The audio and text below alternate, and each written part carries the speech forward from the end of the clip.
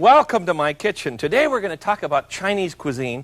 The first thing we have to note, and thank goodness we can, is that there's no such thing as Chinese food any more than there's American food. You have to think of different corners of the country in order to talk about the schools of cuisine, you see. There is a marvelous school of Canton in China. There's a school called Peking. There's Szechuan. But my favorite one, and one that's just beginning to become really popular in our country, my favorite one is Hunan cooking. It's marvelously hot. It's spicy, it's incredibly creative, and it takes a great deal of skill, and not just a small frying pan, to come up with the hot and spicy dishes of Hunan. Why is hot, spicy food suddenly so popular in America, particularly with restaurants that we used to call Chinese? I'll tell you the secret. Cantonese food is always very mild because the climate is mild in Canton. But in Hunan, where this food comes from, the climate is very, very cold in the wintertime and very, very hot in the summertime, so you eat pepper to cool you down in the summertime, make you perspire, and pepper to heat you up in the wintertime. And that's the way the game is played.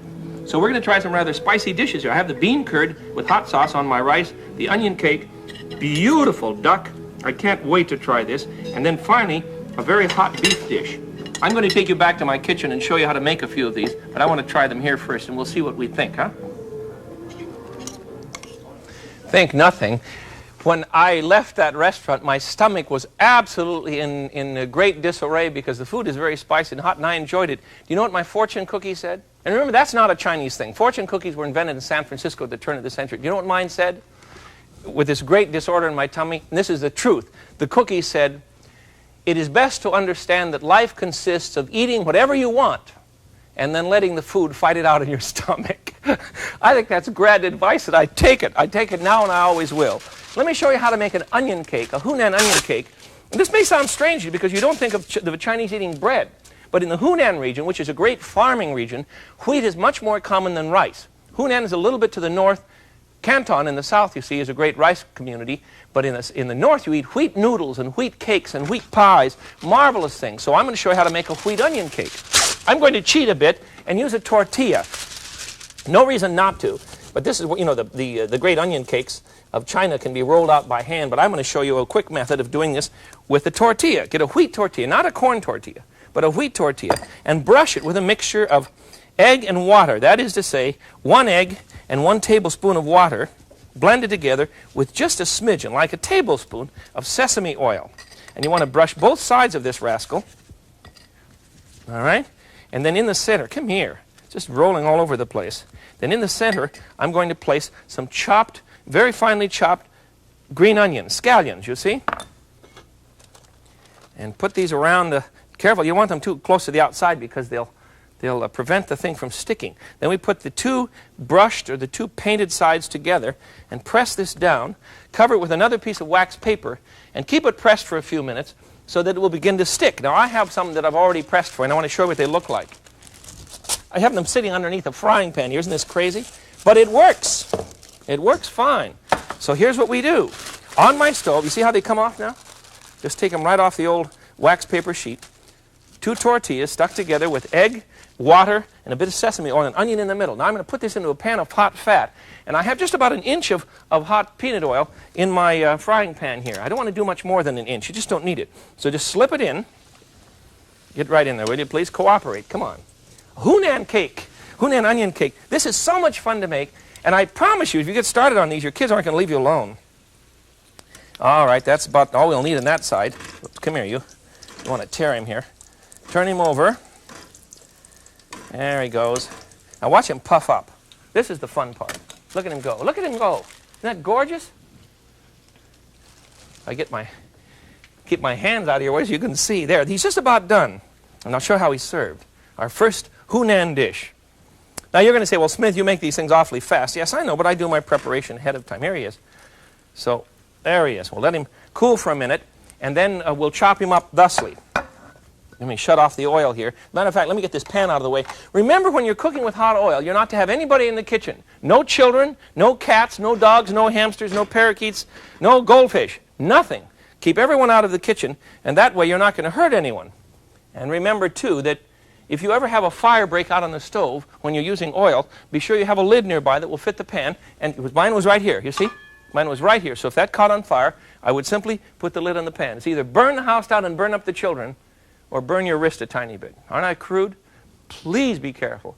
Either burn down the house or burn your wrist a tiny bit. Besides, it's fun being a hero. So keep the lid nearby, and it'll save you a lot of pain. Now, it's time to cut that Hunan onion cake. So I'm just going to cut it into 6 pieces. And then we'll arrange these on a plate and put them out. I would make a big stack of these, of course, for a normal dinner party or luncheon. Here we are. Let's put these out for you now. Okay. All right. Here we go. Our first dish is a Hunan onion cake. The second thing I want to make for you is a salad.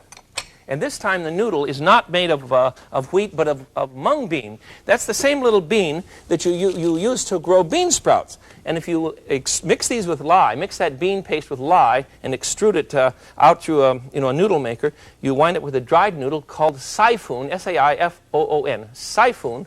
And it's lovely stuff. This is how you make the recipe now for Hunan cold noodle salad, sometimes called glass noodles, because when these cook up, they begin to look like glass. Let me show you what I mean. Here's one of these little bundles. I'm going to use 2 bundles. Here's one of these little bundles that's already been soaking for a bit. Soak it in cold water for about half an hour. You see? Then we're going to cook that in chicken broth, enough to, as you would any noodle, have ample chicken broth in your pan. Cook them for about 5 minutes, and then drain them and chill them. And you'll come up with a noodle product that is simply gorgeous. And these really are, they're elastic, but they're almost like glass, you see. Aren't they beautiful?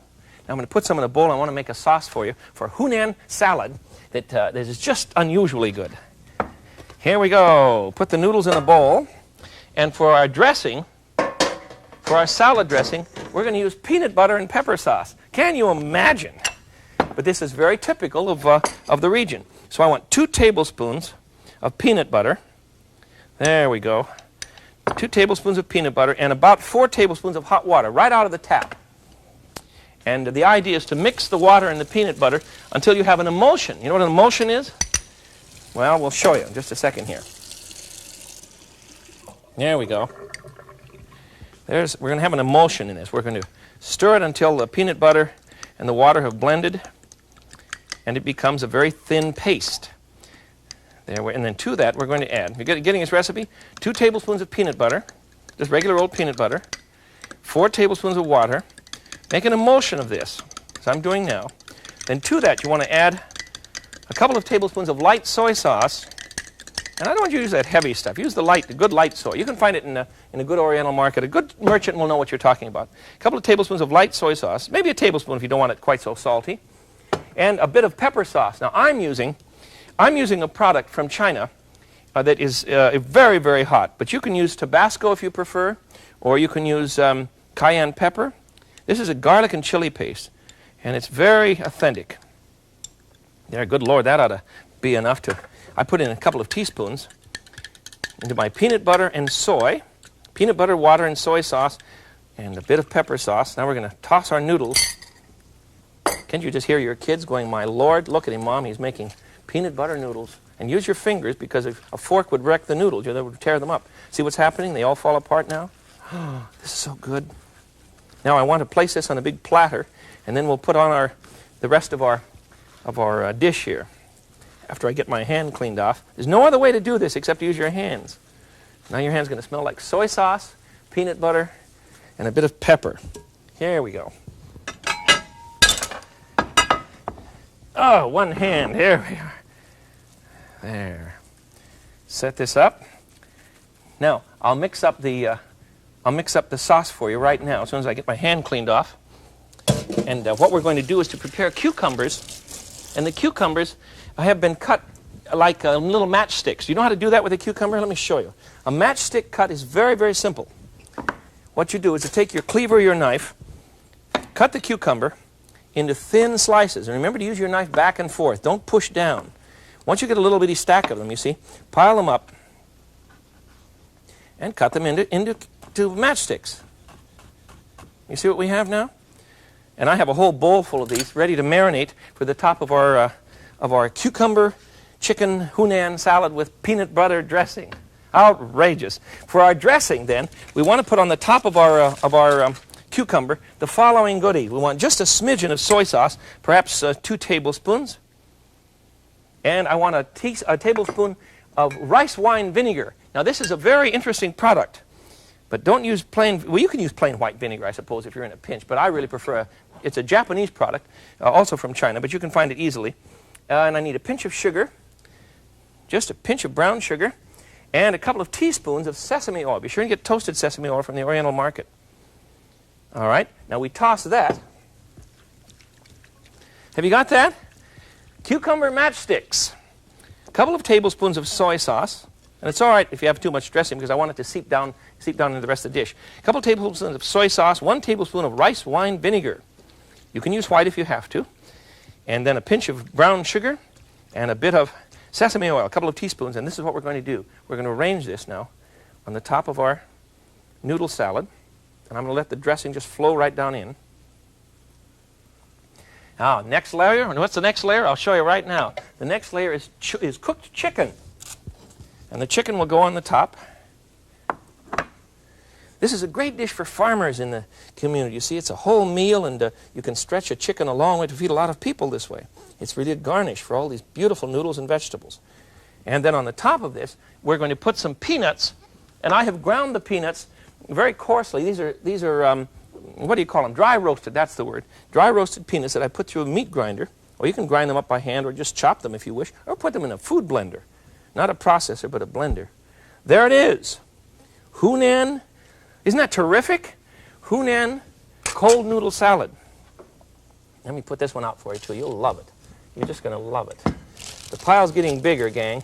Now, I have a favorite for you that requires our chopping up some spare ribs, and we're going to steam these with another condiment. Remember, the difference between Chinese style, or Hunan style, and something that's legit is a matter of condiments. It's not a matter just of the food product, using spare ribs or something else. It's a matter of the condiments we use. So I urge you find a market, or I can send you an address for some catalogs and things. People will send you legitimate condiments from China, and it makes all the difference in the world. I'll show you this next one. But first of all, let's get our bones cut up here. You can have the butcher cut your spare ribs if you like, but I picked out nice lean ones, and then I'm going to whack them up, you see. I've cut them into long fingers. Here's the bone. I'm using a good cleaver, and the way to use a cleaver is to be sure that when it lands flat. It doesn't land on this end or on this end. It lands flat. Otherwise, you're going to have trouble. So I'll show you what I mean. You just get ready. Here we go. Now, if you land flat, you'll have a nice clean cut. If you land on this way or this way, you're going to split the bone. So land flat. You see? You're watching my finger, aren't you? Aren't you nice? Whoops. There we go. And I want to cut up, 1.5 pounds of these. You see, 1.5 pounds of these. Now I'm going to marinate them. Excuse me, I'm not going to marinate them. I'm going to blanch these. Let's just throw them right in. I've got my water boiling here. I'm going to blanch these. We'll marinate them later in a little boiling water for just a moment. You just want to get rid of some of the fat and some of the fatty flavor from the animal fat, you see. Okay, that's about long enough, really. Just about a minute. Drain these properly, and we'll throw them into a bowl, and I'll show you what we need to add. Now, first of all, the condiment that I'm going to tell you about is called fermented black bean or salted black bean, or the Chinese name is Daoshi, D-O-W-S-E-E. Daoshi, and they're fermented black beans. That's what makes this dish. Then we want some sherry, about a tablespoon or so, and a couple tablespoons of light soy. There we go. And we want a bit of hot pepper sauce. There we go. Oh, that's murder. Be careful with that stuff, or we're all going to die. And we need some garlic, a couple cloves of garlic. I'm not going to take time to crush them in here right now because the other dish I want you to taste is going to take a minute. So we'll crush in some garlic. Then I want to put in a bit of cornstarch to thicken this. About a tablespoon. Oh, not quite a tablespoon. About a half tablespoon of cornstarch. Then we'll mix this all up. Put it in a steaming bowl. You get the recipe? Soy, sherry, black beans, garlic, a bit of pepper sauce, and of course the old proverbial ginger. And ginger comes by the hand. You buy ginger by the hand. You see, it's called such because it has all these fingers. We'll just break off a finger and put some in the bowl here.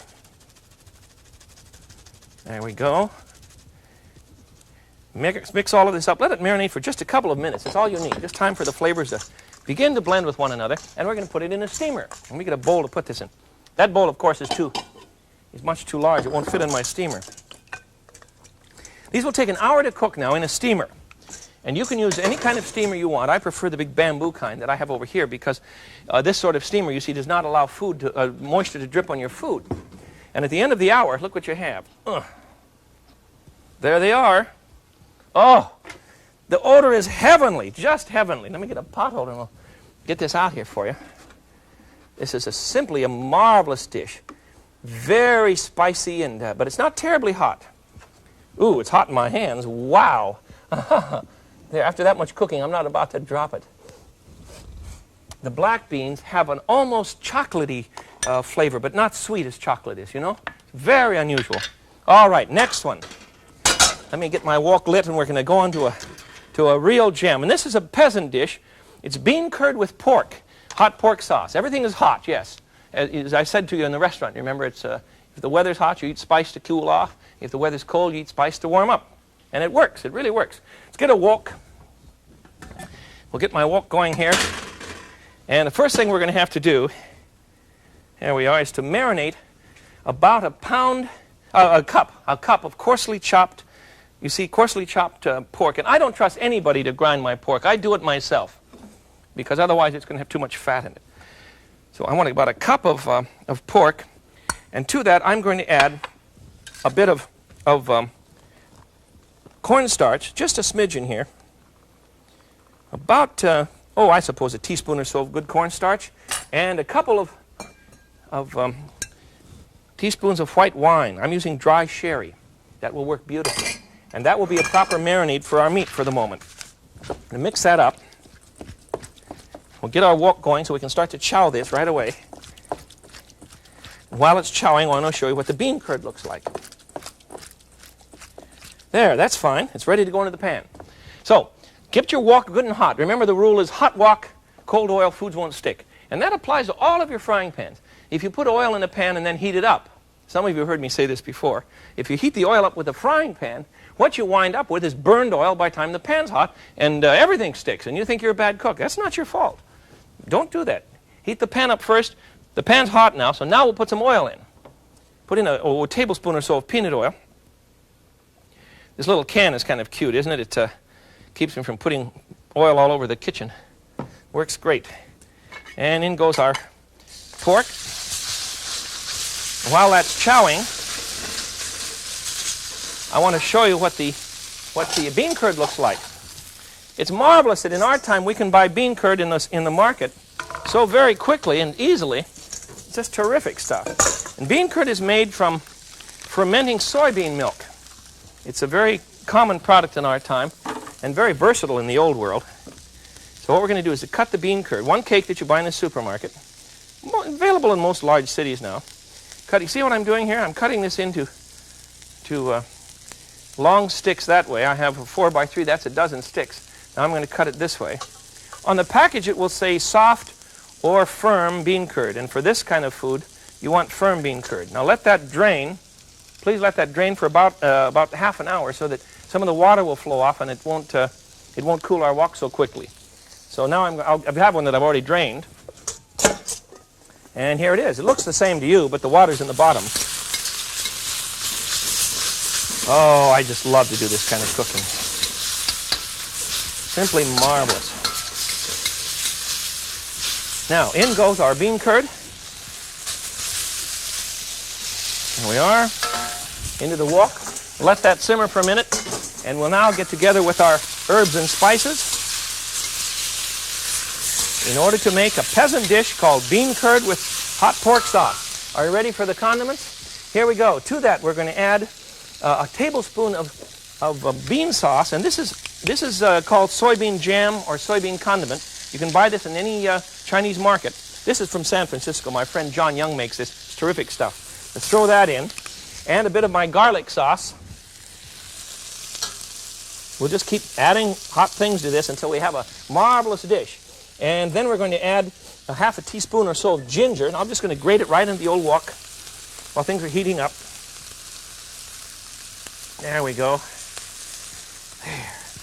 the odor of all this ginger and bean curd and pork and the things that I've already cooked is going all over the kitchen now, and it's simply heavenly.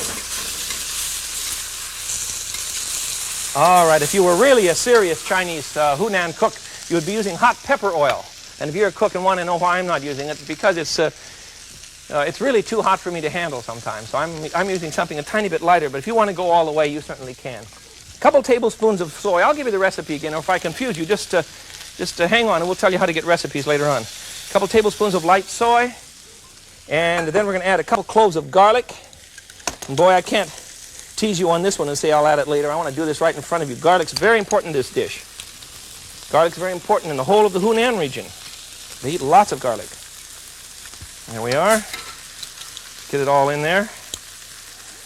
And after our garlic, we're going to add 1/4 cup of frozen peas. You can use fresh ones, of course. I'm adding them for color and for flavor. There. Oh. This is beginning to smell like the Hunan restaurant in San Francisco, which is operated by a marvelous man by the name of Henry Chun. Henry Chun opened the very first Hunan restaurant in this country. He was born and raised in a Hunan village. And in his cookbook, you can find this book too, by Henry Chun, called Hunan Cooking, I think. In the book, he talks about his grandma. And he talked about the time he went to his grandma's grave after she died, of course, and he went to visit the grave. And he talked to her and promised her that he would be a good cook. And he said, she's always been helpful to me, and now as you read the book, she's being helpful to you.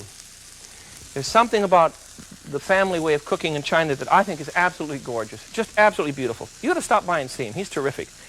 All right, now, at this point, we have in the pan our chowed meat, and then we've added the bean curd and some bean sauce and some garlic sauce, garlic and pepper sauce, a little bit of ginger, some soy, a couple cloves of garlic, 1/4 cup of peas, and we can add now a little bit of hot pepper oil or Tabasco or cayenne, whichever you prefer, if you want it hotter yet. You see, this dish is just going to make them smoke. And cook that for the 1 minute, as we just have now, and then add about 1/4 cup of chicken broth. And use your own, for heaven's sakes. About 1/4 cup of chicken broth. And then we're going to allow that to come to a boil.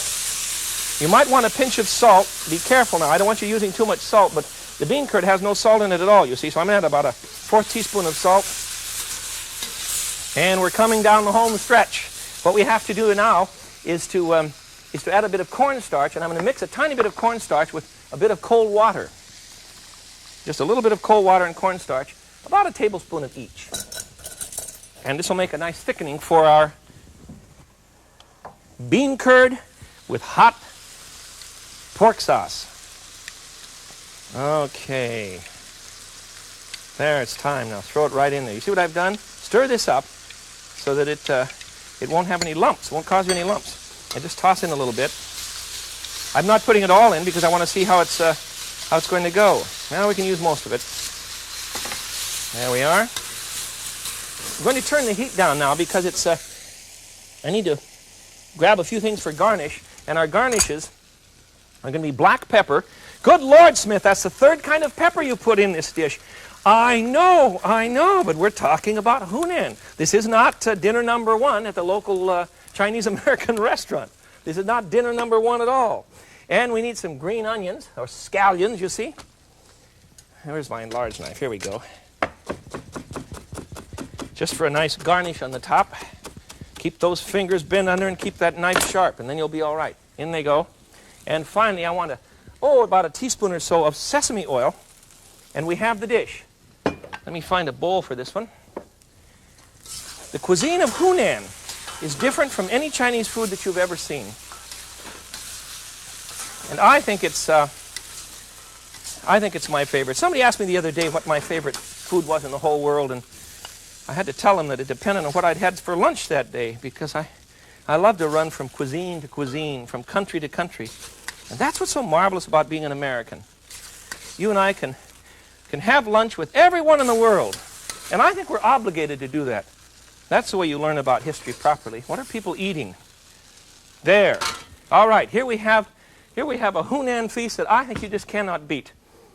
I have a bit of Chinese. These are not antiques, but contemporary pieces from China, but they've always looked this way. It's called the old rice pattern. And if you'll notice the little holes are cut in the shape of a rice stick into the bowl, and then they reglaze it so that it has a lovely pattern. You would set lunch up on this of Hunan cakes, spiced spare ribs, steamed with black bean and garlic, a lovely chicken salad, which has peanut on the top, cucumber, and then cold noodles on the bottom, and finally a hot bean curd served with a lovely blend of peppers and pork. And these are the dishes from Hunan. There are many, many more. It's a very extensive, large collection of beautiful dishes because they're the great farmers of China. They do more in the way of farming and cattle raising and all that kind of thing than practically any other region in China. So they eat. When they come in from the fields, they eat like mad. Did you know that there's only one holiday in China each year? It's New Year's. It lasts for 2 weeks, but it's only one holiday. The rest of the time, you go to the fields every day. And for that reason, you've got to eat properly and eat well and have enough pepper and spice to keep your life going. And that's what goes on in Hunan. Enjoy it. I'm glad we could be together today. This is the Frugal Gourmet. Until I see you again, I bid you peace. Bye-bye.